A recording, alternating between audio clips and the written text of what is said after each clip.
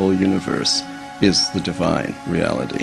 That God is in everything, everything is God, everything is a part of God. We call the Wu-Chi, the nothingness, the center of the universe. So in the Taoism, we don't give them a name of God.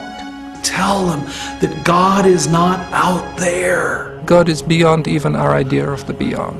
You can't describe it, you can only feel it. The real goal is something much more amazing, you know? It's much more fantastic. Like a phoenix rising out of the ash, someone waking up. What is the meaning of life?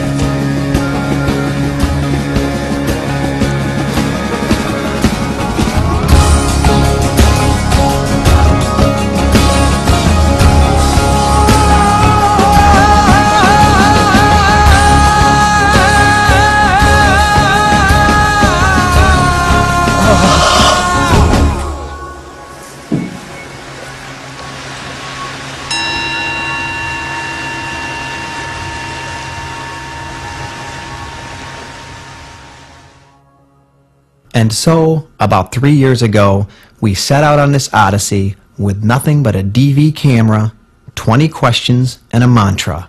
We are all one. But what began as kind of a lark amongst friends to try to make an independent film, somewhere along the way turned into a life's journey. And what started out back then as a kind of kumbaya notion of oneness also grew into something much greater. Somewhere along the way, oneness became more colorful. It's 100% a fact that we are all one. Look, if you went to the moon and you looked from the moon at the Earth, you would see one Earth. You wouldn't see white people, black people, red people, monkeys, ants, flowers, bees, water, air, rain, non-rain, desert. You wouldn't see all of this. You would see one Earth. Ontological, estological, beyond energy, beyond light, beyond sound, beyond perception, beyond mind. We are all one. And oneness became more intense. But just imagine for a moment that you looked around the room right now, wherever you're sitting, and you saw that vase of flowers, that window, that microphone, that camera it's like looking at yourself, and how you would feel about those things and those people if you knew for a moment with great certainty that that was true. And I think the answer is right there. And oneness became more inclusive. And so We Are One is an exploration of discovering that the oneness is paradoxically, in the multiplicity, plurality. Despite the fact that we have a lot of differences in terms of ethnicities and nationalities and different traditions, and in terms of our geographical location. The Israelis and the Palestinians, Bosnia, Chechnya, Pakistan, Iraq, and we are American, we are Dutch, we are German.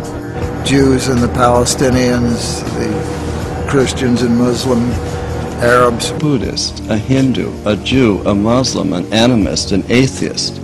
East, west, north, south, up and down. All people. There are hundreds of languages, probably hundreds of races that exist in our world today.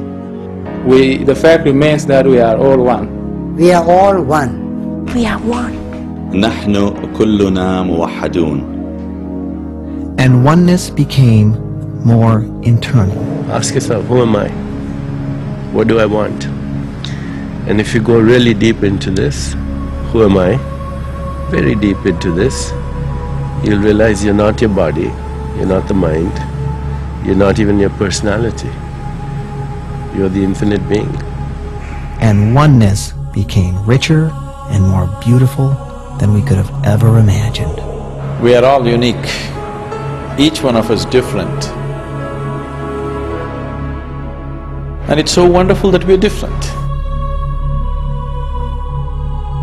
We may spring from the same oneness of our interiority, but as human beings, as individuals, every one of us is unique. We are different, that's what is beautiful about us. So at least let's enjoy the difference.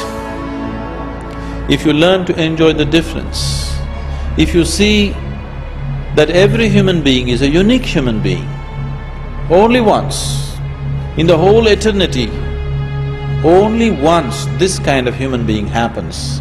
You cannot find exactly this kind of human being anywhere else in the existence, at any time in eternity, only once.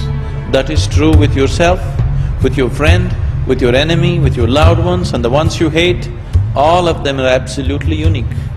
Anything that you see as unique, you value it.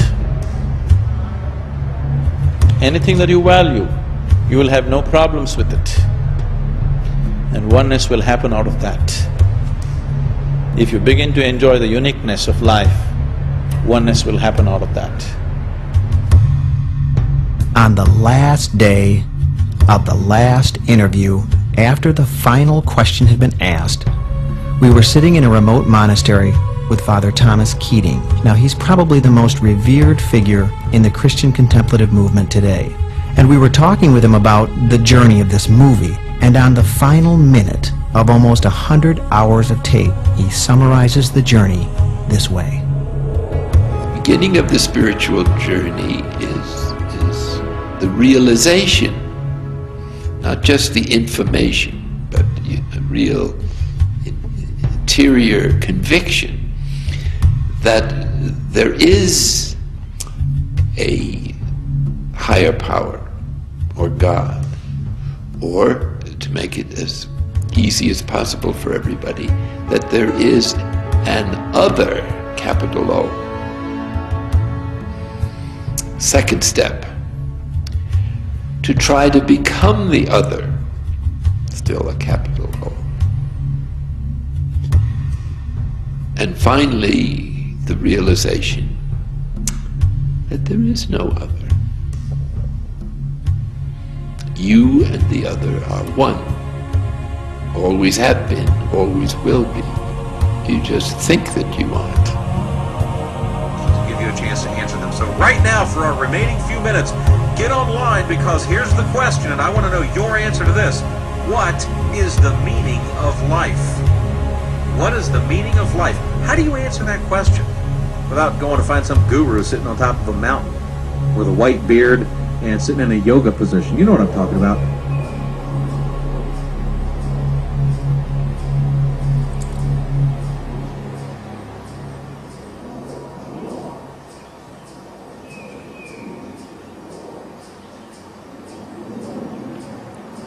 Okay, thanks.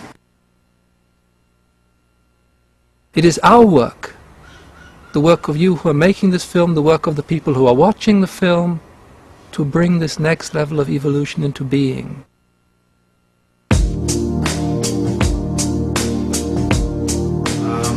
Just please, while we get focused, give us your name and tell us a little about yourself. My name is Deepak Chopra.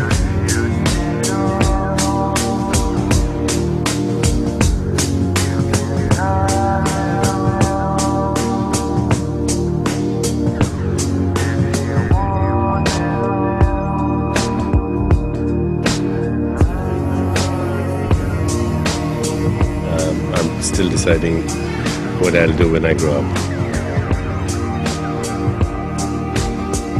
Why are so many people depressed?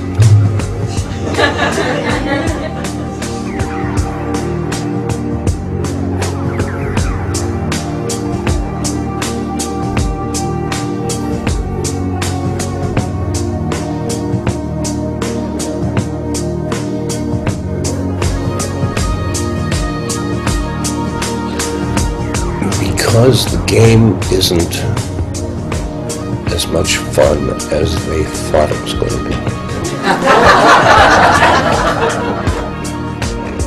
This particular Sufi tradition, which is known as the Naqshbandi Sufi tradition, we're known as the silent Sufis, because we practice a silent meditation.